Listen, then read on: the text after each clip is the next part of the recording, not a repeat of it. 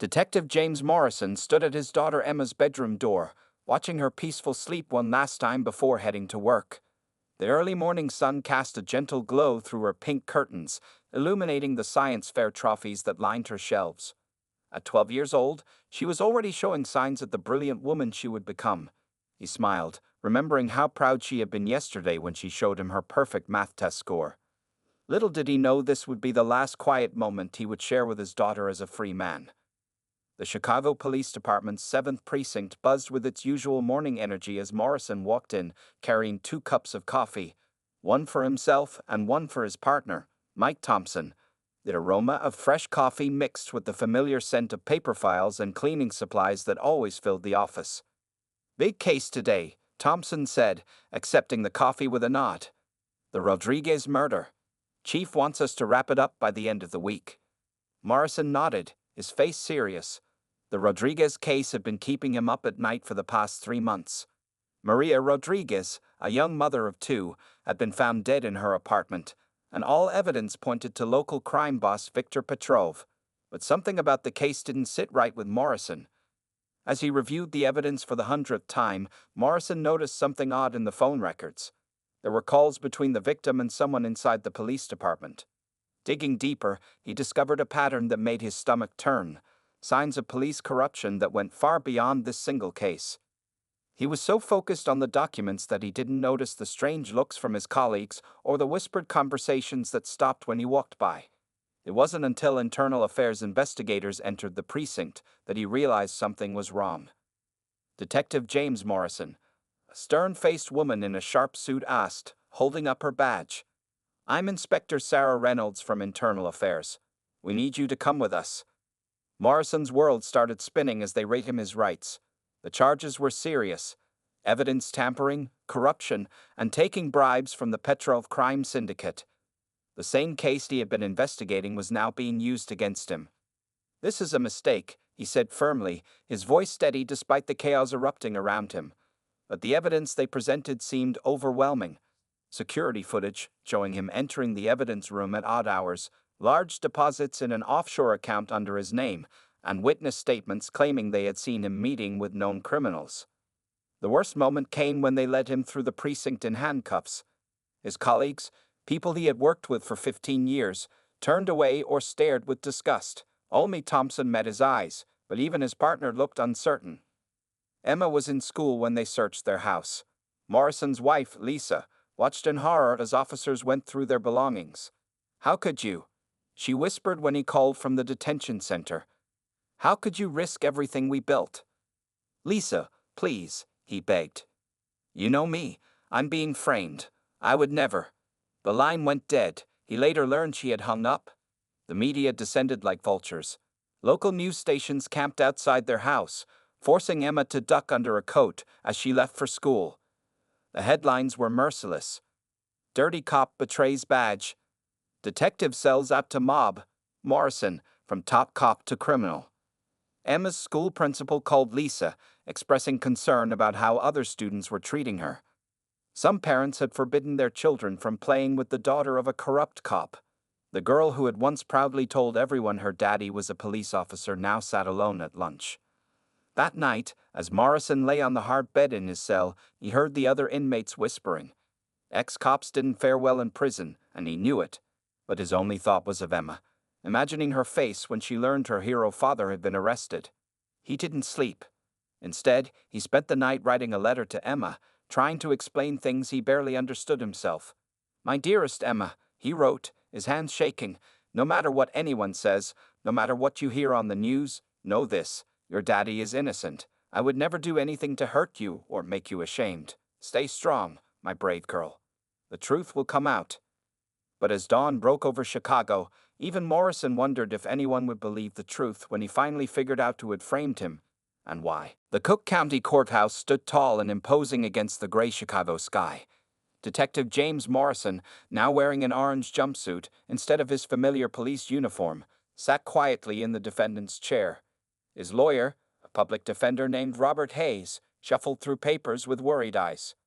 The courtroom was packed. Reporters filled the back rows, their pens ready to catch every detail. Morrison's former colleagues from the police department sat together, their faces hard and unforgiving. In the front row, Lisa sat with Emma, who wore her best blue dress and kept trying to catch her father's eye. "All rise," the bailiff called out. The Honorable Judge Michael Santos presiding. The prosecutor, Diana Martinez, approached the jury with confidence. "Ladies and gentlemen," she began, her voice clear and strong, "this case is about trust. Detective James Morrison broke that trust. He was supposed to protect our city. Instead, he sold his badge to criminals." One by one, the evidence mounted against Morrison. Security cameras showed him entering the evidence room late at night. Bank records revealed mysterious deposits. A witness, a small-time drug dealer named Tommy Gates, claimed Morrison had taken bribes from the Petrov crime family. "He threatened me," Gates testified, pointing at Morrison. "Said if I didn't pay him, he'd make sure I went away for a long time." Morrison watched in horror as his life was torn apart. He knew Gates was lying, but the man's performance was convincing. When Hayes cross-examined him, Gates didn't break. During a break, Emma managed to slip past the bailiff and ran to her father. "Daddy," she whispered, her eyes full of tears. "I believe you. I know you're good." Before Morrison could respond, Lisa pulled Emma away. "That's enough," she said firmly. "Come sit down." The defense tried their best. Hayes presented Morrison's spotless record, his commendations and testimony from people he had helped over the years. An elderly woman told the court how Morrison had spent his own money to fix her broken window after a break-in. A teenager described how Morrison had helped him stay in school when he was tempted to join a gang. But the prosecution had an answer for everything. A perfect cover, Martinez told the jury. What better way to hide corruption than behind a mask of kindness? The worst moment came when Thompson, Morrison's former partner, took the stand. "I noticed changes in him," Thompson testified, avoiding Morrison's eyes. "He started asking strange questions about the evidence room procedures. He seemed to have extra money he couldn't explain." Morrison wanted to scream that he had been investigating corruption, not participating in it. But Hayes advised him to stay quiet, saying his testimony could do more harm than good. As the trial went on, Emma stopped coming to court. Lisa told Morrison that their daughter couldn't handle seeing him in chains anymore. She was having nightmares and her grades were dropping. Some of her teachers had suggested she see a counselor. On the final day, Morrison finally took the stand. "I am innocent," he stated, his voice trembling with emotion. "I was investigating police corruption within the department. Someone found out and framed me. I would never betray my badge or my family." But the jury had made up their minds. After just 4 hours of deliberation, they returned with their verdict. "On all counts, we find the defendant guilty," the jury foreman announced. The courtroom erupted in chaos. Emma, who had come for the verdict, broke free from Lisa's grip and ran toward her father. "No, Daddy, you can't take him," she screamed as security held her back. Judge Santos raised his gavel for silence. "Detective James Morrison, you have violated the public trust in the worst way possible. As a police officer, you were meant to uphold the law, not break it. I hereby sentence you to life in prison." Morrison barely heard the sentence. All he could see was Emma's face, streaked with tears, as she was pulled from the courtroom. Lisa followed, not looking back even once. As they led him away, Morrison heard reporters already rushing to phone in their stories. His case would make headlines again. "Corrupt cop gets life. Justice served. Morrison's fall complete." But in his heart, he made 2 promises. First, he would find a way to prove his innocence. And second, somehow, he would find a way back to Emma. Life in prison might have been his sentence, but losing his daughter was the real punishment he couldn't accept. 5 years passed slowly at Stateville Correctional Center. James Morrison's dark hair had started turning gray at the temples, and new lines appeared around his eyes. But his routine never changed. Every morning, he woke up at 5 a.m., did push-ups in his cell, and then headed to his job in the prison library. The library became his sanctuary. While other inmates played cards or watched TV, Morrison buried himself in law books. His fingers grew calloused from turning pages, making notes, and writing appeals. The other inmates called him the professor because he was always reading or writing something. "You got a visitor, Morrison," Officer Garcia announced one Tuesday morning. Morrison's heart jumped. Visitors were rare now, but when he entered the visiting room, it wasn't Emma. It was his ex-wife, Lisa. She looked different. Her hair was shorter, and she wore an expensive dress he hadn't seen before. The diamond ring on her finger was also new. "I need you to sign these," Lisa said, sliding divorce papers across the table. "I'm getting married again. His name is David. He's a doctor in California." Morrison's hands shook as he picked up the pen. "What about Emma?" "We're moving to San Francisco next month," Lisa said quietly. "David got a position at a good hospital there. They have excellent schools." "You can't take her that far away," Morrison protested, his voice breaking. "The monthly visits are already hard enough." Lisa's eyes softened slightly. "James, Emma hasn't visited in 8 months. She's 17 now. She's trying to have a normal life. College applications are starting soon." The pen felt heavy in Morrison's hand as he signed the papers. He wanted to argue, to fight, but what right did he have? He was just a convicted cop in prison blues. Later that night, lying on his thin mattress, Morrison pulled out his most precious possession, a wrinkled photo of Emma at her last visit. She had been 15 then, wearing braces and a nervous smile. So different from the little girl who used to run into his arms. "Lights out," the guard called. In the darkness, Morrison remembered their last phone call. Emma had been excited about making the debate team. "I used all the tips you taught me about building a case, Dad," she had said, "about finding evidence and presenting it clearly." Those calls were getting shorter and less frequent. Emma was busy with school, friends, and her new life in California. Sometimes weeks passed between conversations. Morrison marked each call on his calendar with a small star, watching as the stars grew further and further apart. The prison library became even more important after the move to California. Morrison requested every book on California law he could find.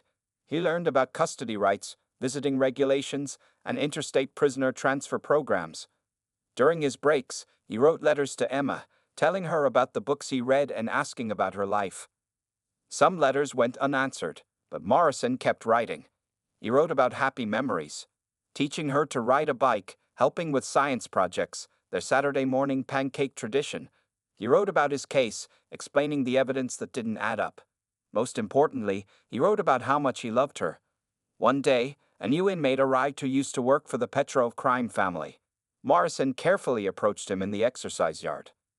"I remember you," the man said. "You were getting close to something big before they took you down. Made a lot of people nervous." Morrison's heart raced. Finally, a lead.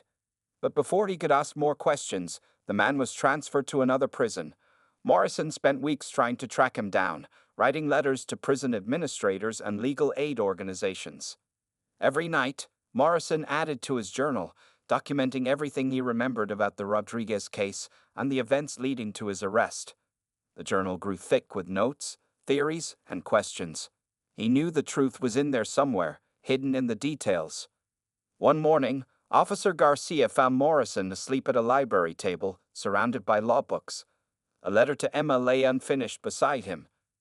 "Dear Emma, I missed your debate competition yesterday. I bet you were amazing. I promise you, sweetheart, I'm not going to miss any more of your life. Somehow, I'm going to find a way to prove my innocence. Every day in here, every book I read, every note I take, it's all for you. Don't give up on me yet."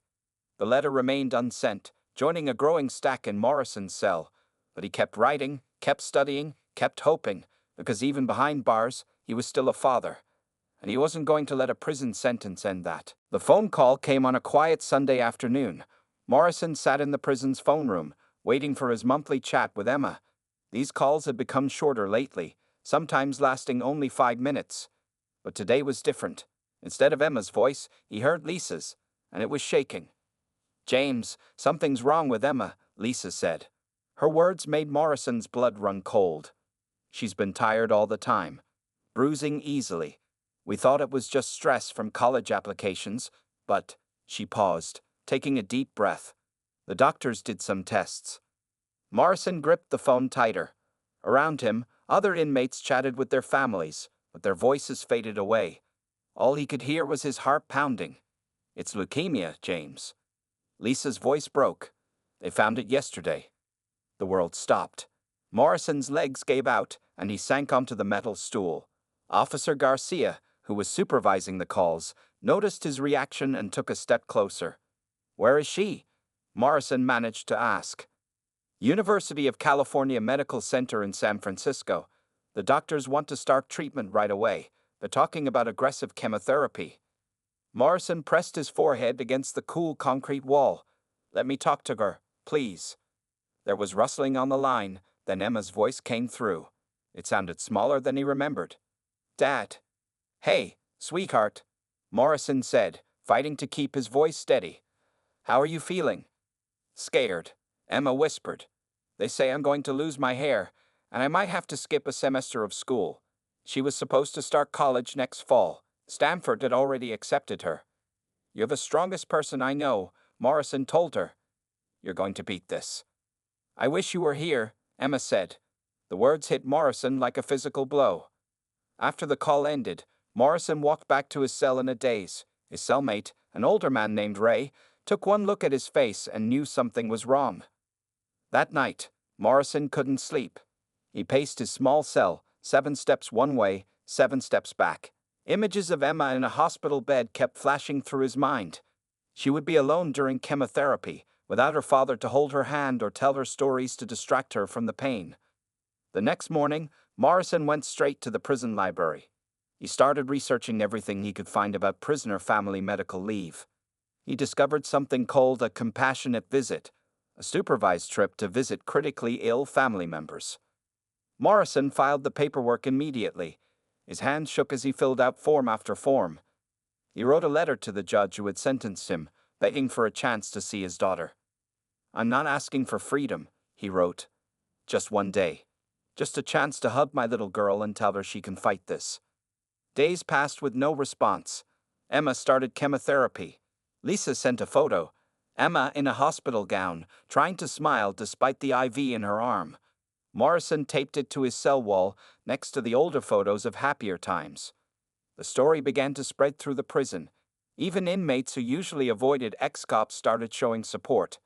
Ray helped Morrison draft appeals. Other inmates offered their phone time so he could check on Emma more often. Then a local newspaper picked up the story. "Convicted cop begs to visit dying daughter," read the headline. More newspapers followed. TV stations started calling the prison. People began writing letters to the governor, asking him to grant Morrison's request. One morning, Officer Garcia came to Morrison's cell. "The warden wants to see you," he said quietly. In the warden's office, Morrison stood at attention, his heart racing. The warden, a stern woman named Patricia Mills, studied him over her glasses. "Your daughter's story has attracted a lot of attention, Morrison," she said. "We've received hundreds of letters. The governor's office is involved now." She picked up a paper from her desk. "Your request for a compassionate visit is being reviewed. But I should warn you, these requests are rarely approved for prisoners serving life sentences." Morrison's voice was barely a whisper. "She needs me." The warden's face softened slightly. "I have a daughter too," she said. "I'll do what I can, but don't get your hopes up too high." Back in his cell, Morrison added another photo to his wall. A close-up of Emma's face from the hospital. Her bright eyes stared back at him, full of the same determination he felt in his heart. Somehow, someway, he would find a path back to his daughter's side. He had to. Time was running out. Detective Sarah Chen sat at her desk in the Chicago Police Department's cold case unit, surrounded by stacks of old files. At 28, she was the youngest detective in the unit, and some of her colleagues still called her rookie. But Chen didn't mind. Being underestimated had its advantages. It was nearly midnight, and the office was empty except for the quiet hum of her computer. Chen had stayed late again, reviewing old cases. Her coffee had gone cold hours ago, but she barely noticed. Something about the Morrison case wouldn't let her sleep. "You're wasting your time," Detective Williams had told her earlier that day. "Morrison was dirty. Everyone knows it." But Chen wasn't so sure. As she reviewed the security footage from the evidence room again, the same footage that had helped convict Morrison 5 years ago, something caught her eye. The timestamp in the corner of the screen flickered slightly, almost too fast to notice. "That's not right," Chen muttered, leaning closer to her screen. She rewound the video and played it again in slow motion.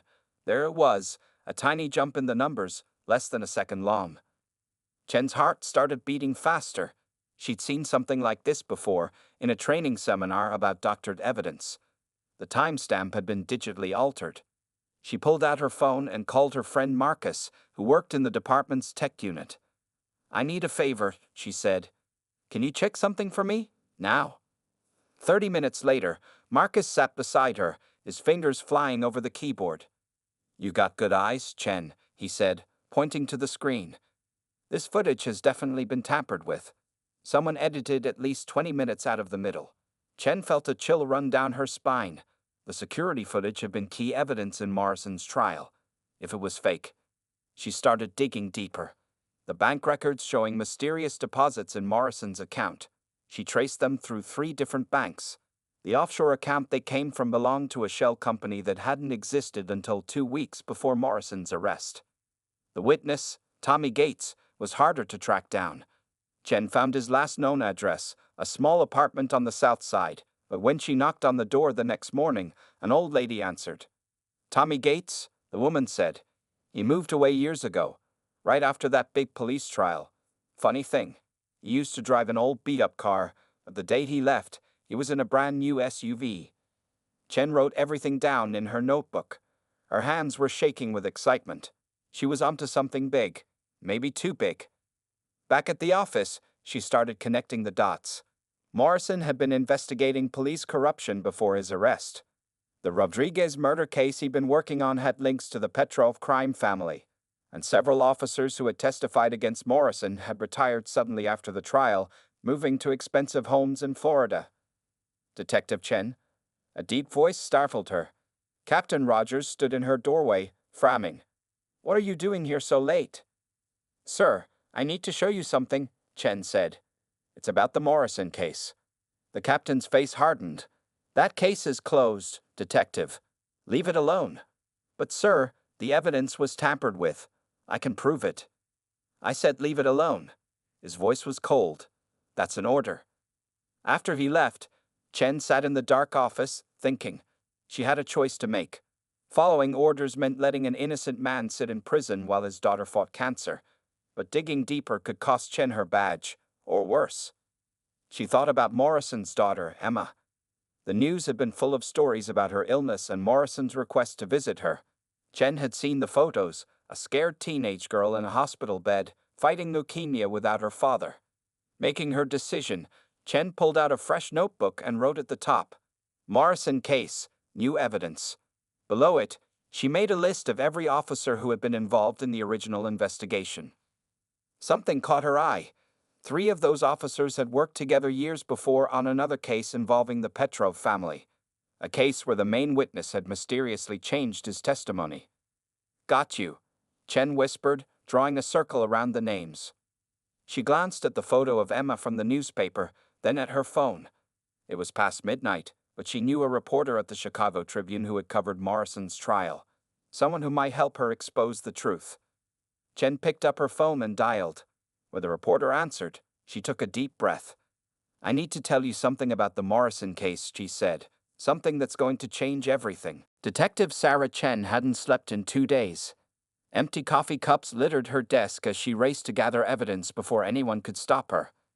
The newspaper article about her investigation had caused an earthquake in the police department. Her phone rang. It was Lisa, Morrison's ex-wife, calling from the hospital in San Francisco. "Emma's getting worse," Lisa said, her voice breaking. "The chemotherapy isn't working as well as they hoped. The doctors are talking about more aggressive treatments." Chen looked at the clock, 3:47 a.m. She had promised Emma she would help prove her father's innocence. Now time was running out. "I'm close," Chen told Lisa, "really close. I just need a little more time." But time wasn't on their side. Captain Rogers had suspended Chen for disobeying orders, taking away her badge and gun, but he couldn't take her evidence.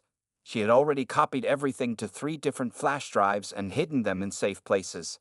The next morning, Chen met her newspaper contact, Michael Torres, in a busy coffee shop. "Look at this," she said, sliding a folder across the table. It contained bank statements showing payments to the officers who had testified against Morrison. All the money came from companies linked to the Petrol crime family.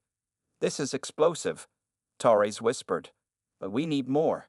We need someone on the inside to talk." Chen smiled. "That's why we're here."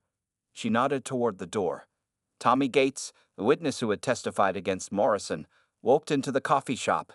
He looked nervous, glancing over his shoulder every few steps. "They paid me to lie," Gates said, his hands shaking as he held his coffee cup. "Told me they'd kill my family if I didn't testify against Morrison. Then they gave me money to disappear." Torres recorded everything on his phone while Chen took notes. But they needed more, something that would force the district attorney to act quickly. Meanwhile, in San Francisco, Emma lay in her hospital bed, getting weaker each day. The nurses had hung photos of her father on the wall. One showed Morrison in his police uniform, smiling proudly on the day he made detective. Emma looked at that photo every night before she went to sleep. Back in Chicago, Chen worked from her apartment, spreading papers across her living room floor. The pattern was becoming clear. Morrison had been investigating corrupt officers who were helping the Petrov family traffic drugs through Chicago. When he got too close, they framed him. Her phone buzzed, a text from an unknown number. "Back off or you'll end up like Morrison." Chen didn't back off. Instead, she called Detective Thompson, Morrison's old partner who had testified against him. "I know you were pressured to lie," she told him, "but Emma is dying, Thompson. She needs her father. Help me make this right." There was a long silence on the phone. Finally, Thompson spoke. "Meet me at midnight. I'll tell you everything." That night, in a dark parking garage, Thompson handed Chen a USB drive. "It's all here," he said. "Video recordings, bank records, everything Morrison was collecting before they framed him. I've been keeping it safe, waiting for the right time." "Why didn't you come forward sooner?" Chen asked. Thompson's eyes were full of guilt. "They threatened my family, too. I can't live with this anymore. Not with that little girl fighting for her life without her father." Chen rushed the evidence to District Attorney Maria Santos. "Morrison is innocent," she explained, laying out all the evidence on Santos's desk. "Every minute we wait is another minute Emma spends in the hospital without her father." Santos studied the evidence carefully, the doctored security footage, the fake bank records, Gates's new testimony, Thompson's evidence. Most importantly, the clear trail of corruption leading right to the top of the police department. "This is going to cause a scandal like we'd never seen," Santos said. "I don't care about scandals," Chen replied. "I care about justice. And right now, justice is running out of time in a hospital bed in San Francisco." Santos picked up her phone and dialed the judge who had convicted Morrison. "Your Honor, we need an emergency hearing. Now, a man's life is at stake, and so is his daughter's." As Chen left the district attorney's office, her phone buzzed again. This time it was Lisa. "The doctors say Emma's fever is getting worse," Lisa said. "They're moving her to intensive care. Please hurry." Chen looked at the rising sun over Chicago. "Tell Emma to hold on," she said. "Help is coming. I promise." The emergency hearing began at 8 a.m. sharp. The same courtroom where Morrison had been convicted 5 years ago was now packed with reporters, police officers, and curious onlookers. Judge Santos, who had sentenced Morrison to life in prison, sat with a grave expression as he reviewed the new evidence. Morrison sat at the defendant's table, his prison uniform standing out against the dark wood panels. He looked older, grayer, but his eyes were bright with hope. Detective Chen sat directly behind him, dark circles under her eyes from weeks of sleepless nights. District Attorney Maria Santos stood up. "Your Honor, we have clear evidence that James Morrison was framed. The original evidence used to convict him was fabricated." She played the enhanced security footage on the courtroom's large screen. Everyone could now see the obvious editing marks that Chen had discovered. Then she showed the real bank records, proving that the offshore account had been created just to frame Morrison. But the biggest shock came when Detective Thompson took the stand. "I can't stay quiet anymore," Thompson said, his voice shaking. His testimony silenced the courtroom. "We were all part of it. Me, Captain Rogers, half the narcotics division. The Petrov family was paying us to look the other way. Morrison was getting too close to the truth, so they decided to take him down." "Captain Rogers," sitting in the back of the courtroom, stood up suddenly. His face was red with anger. "He's lying," he shouted. Two court officers moved to block the exits. Judge Santos banged his gavel. "Order in the court."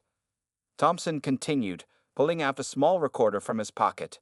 "I recorded our meetings. Everything's here, the planning, the payoffs, how they forced witnesses to lie." He pressed play. The courtroom heard Captain Rogers' voice clearly. "Morrison's getting too close. We need to shut him down before he ruins everything. Plant the evidence exactly like we discussed." Captain Rogers tried to run, but the court officers caught him at the door. As they handcuffed him, more evidence poured out. Tommy Gates testified next, explaining how he had been threatened and paid to lie about Morrison. "They said they'd kill my family if I didn't cooperate. Then they gave me a new car and money to disappear." Detective Chen presented her investigation findings, showing how the corrupt officers had connections to the Petrov crime family going back years. She explained how they had used their positions to help smuggle drugs through Chicago, making millions of dollars. Morrison sat quietly through it all, his hands clasped tightly. But when the courtroom phone rang, everyone fell silent. The clerk answered, then turned to the judge. "Your Honor, it's the hospital in San Francisco, regarding Emma Morrison." Morrison's face went pale. The judge took the call on speakerphone. "Emma's condition has worsened," the doctor said. "She's asking for her father. We don't know how much time." Judge Santos didn't wait to hear more. He stood up, his voice firm and clear. "In light of the overwhelming evidence of Mr. Morrison's innocence and the criminal conspiracy against him, I hereby vacate his conviction.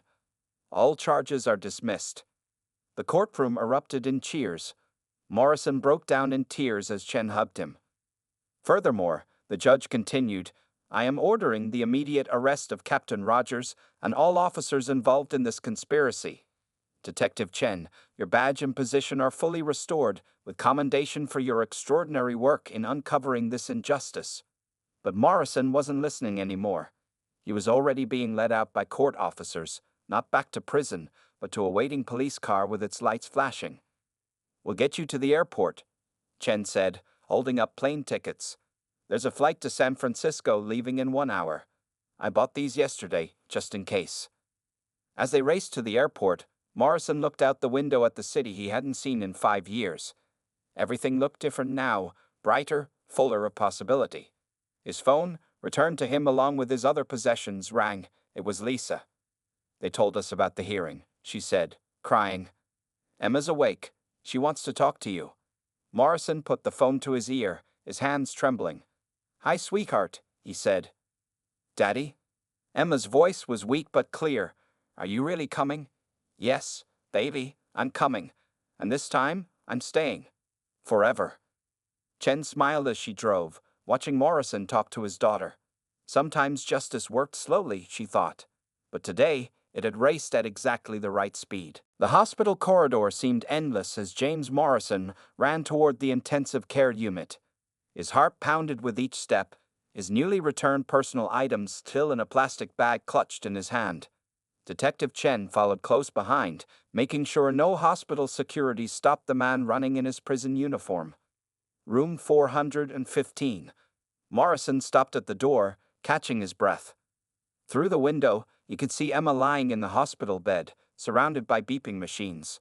She looked so small, so pale, but her eyes were open and alert. Lisa saw him first. She stood up from her chair beside Emma's bed, tears streaming down her face. "James," she whispered, moving toward the door. When Emma turned her head and saw her father, her whole face lit up. "Daddy." Her voice was weak, but her smile was as bright as Morrison remembered. Morrison rushed to her bedside, gathering her carefully in his arms. 5 years of separation melted away in that moment. Emma buried her face in his chest, crying softly. "You're really here," she kept saying. "You're really here." "I'm here, sweetheart," Morrison whispered, stroking her hair. "And I'm never leaving again." The doctors came in later to explain Emma's condition. The earlier treatments hadn't worked as well as hoped, but they had a new option. A more aggressive form of chemotherapy combined with a bone marrow transplant. "I was scared to try it before," Emma admitted. "But I'm not scared anymore. Not with you here, Dad." Morrison stayed by Emma's side through everything that followed. He slept in the uncomfortable hospital chair, learned all about her medications, and held her hand through every treatment. When her hair started falling out, he borrowed a razor from a nurse and shaved his own head too. "Now we match," he told her, making her laugh for the first time in weeks. Detective Chen flew back to Chicago, but she called often to check on them. The case she had uncovered led to a massive investigation. 32 police officers were arrested, along with several members of the Petrol crime family. Captain Rogers and his conspirators faced long prison sentences. The Chicago Police Department officially apologized to Morrison. They'd offered him his old job back, with full back pay for the 5 years he was wrongfully imprisoned. But Morrison had other plans.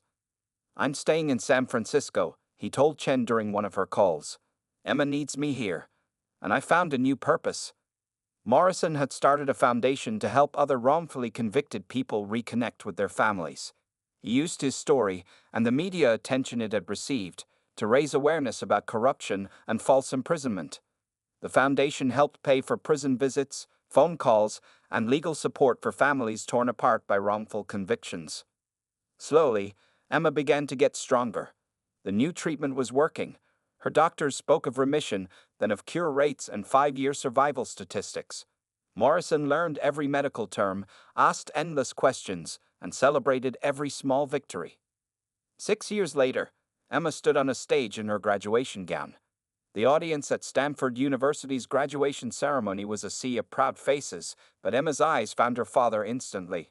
Morrison sat in the front row, tears streaming down his face as he watched his daughter accept her diploma in biochemistry. "Dr. Emma Morrison," the dean announced, graduating summa cum laude. Later that night, at the celebration dinner, Emma made an announcement. "I've been accepted to medical school," she said. "I want to specialize in oncology. Help other families fighting cancer, just like my doctors helped us." Morrison hugged his daughter tight, remembering the scared teenager in the hospital bed. Now she stood tall and strong, ready to help others fight their own battles. Detective Chen was there too, having flown in specially for the graduation. She had been promoted to captain now, leading a new anti-corruption unit in Chicago. Her work on Morrison's case had inspired a nationwide review of similar convictions. "You two changed everything," Chen told them. "Your story showed people that justice is worth fighting for, no matter how long it takes." As Morrison looked around the table, at Emma, healthy and achieving her dreams, at Lisa, now a good friend again, at Chen, who had risked everything to help them, he felt a deep sense of peace. "Sometimes the worst things in life lead us to the best things," he said, raising his glass. "To second chances, to fighting for the truth, and to never giving up hope." Emma squeezed his hand. "To family," she added. "The kind that stays together, no matter what tries to tear them apart." Morrison smiled at his daughter, remembering all the nights he had spent in his prison cell, dreaming of moments like this.